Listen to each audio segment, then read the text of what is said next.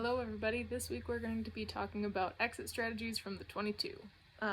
So what that means is that if our team is back in this 25% of the field, we don't have a lot of room for error. It means either that the opposing team has kicked and it's landed way back here, or it means that they have driven all the way up the field and are about to score.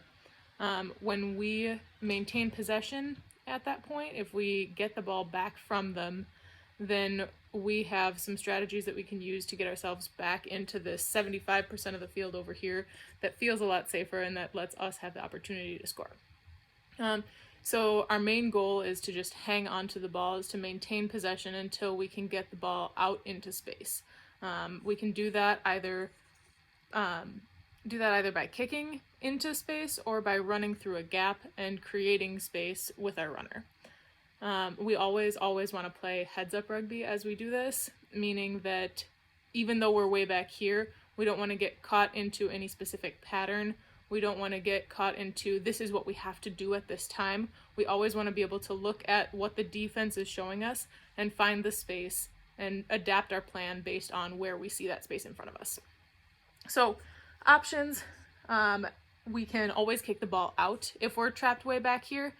If we do choose to kick the ball out of bounds directly from behind the 22 to somewhere out here, out of touch, we are giving up possession of the ball. However, we will get the ball, if it travels directly out like this, we'll get the ball where it crossed, the other team will get the ball where it crossed the line here, as long as the kicker stays behind this 22-meter mark when she kicks it out.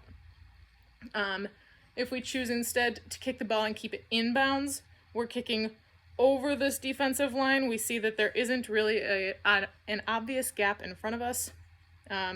Kicking it over to them toward their wing, fullback, or other wing, because these three players have all of this field space to cover rather than their defensive wall that is taking up a big portion of the space that's in front of us. We can, if they give us the option to, run through a gap. So I don't know how well you can see the whiteboard, but in the defensive line that we've got built here, there isn't really a gap, at least not close by, but there is some space in between our backs, or if there were a player or two missing in here, then the players who can receive the ball immediately can take this gap, run through, and cause the defensive line to have to back up, giving us this 75% of the field to work with, and causing this defense to be on their heels, moving back, trying to catch up with the person who took the gap. If none of those are obvious options, we just want to maintain possession. We just want to hang on to the ball. Ball is our baby. This is our time to play smash and crash rugby.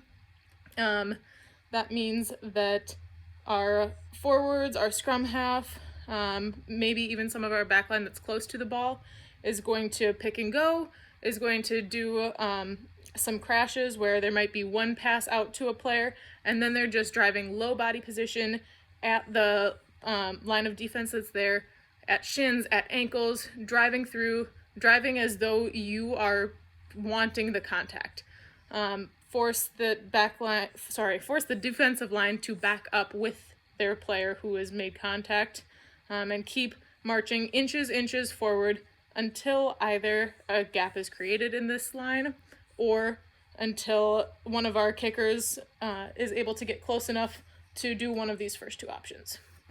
So again, if we're caught way back here, but we somehow maintain possession, somehow get the ball back from the other team, then we have the option to kick it out of bounds, kick it inbounds, run through a gap that they've created for us, or maintain possession until we can create an option for one of those three things. All right, hope y'all are having a good, safe quarantine, and I'll see you soon.